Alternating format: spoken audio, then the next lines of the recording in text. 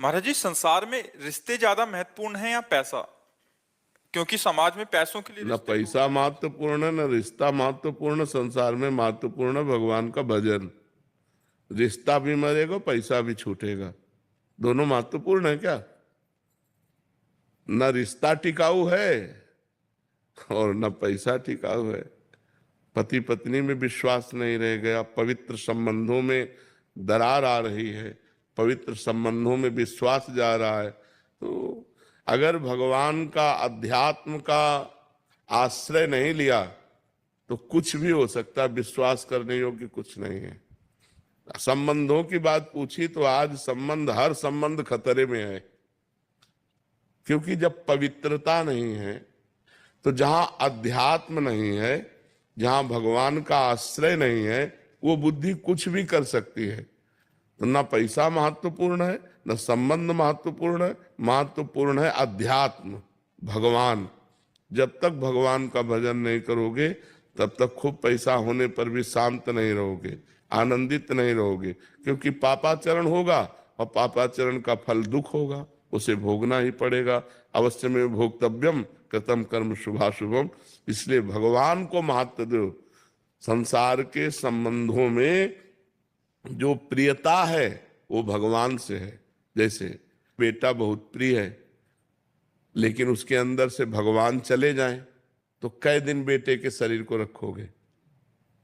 उसके शरीर को जला दोगे ना। तो संबंध में प्रियता किससे थी? भगवान से ही। तो संबंध में प्रियता भगवान से ही है।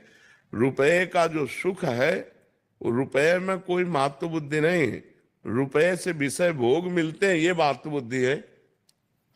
अगर आपको रुपए के सुख की बात कहे तो आपको एक कमरे में बैठा दिया जाए और 500 के नोटों से यहां तक किया जाए, न पानी न भोजन, आप क्या कहोगे?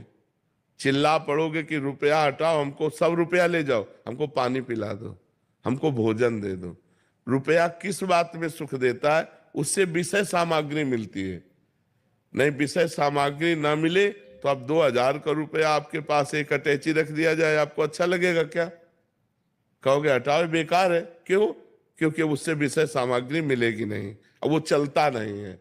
रुपए की प्रियता धन की प्रियता है, उससे विषय सामग्री मिलती है। विषय प्रियता है, शरीर सुख मिलता है। शरीर से अपनापन हो जाना, यही अज्ञान है। ये शरीर जो है नष्ट होगा, प्रतिपल नष्ट हो रहा है और एक दिन बिल्कुल नष्ट हो जाएगा।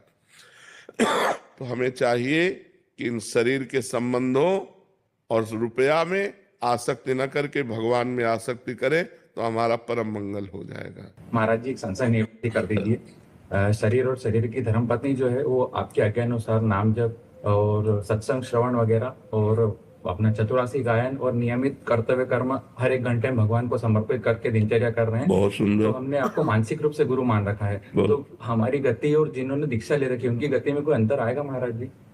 अब ये तो हम इसलिए नहीं कह सकते कि आपका लक्ष्य क्या बनेगा। और जो दीक्षा ले चुके उनका लक्ष्य बन चुका है, उनका लक्ष्य बन चुका है प्रिया प्रीतम की दासी भाव।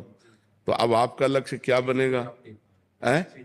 हाँ, तो फिर लक्ष्य बन जाने पर लक्ष्य की प्राप्ति हो जाएगी। बहुत सुंदर करते और बहुत अच्छा है। कविंद्र सिंह जी। सीता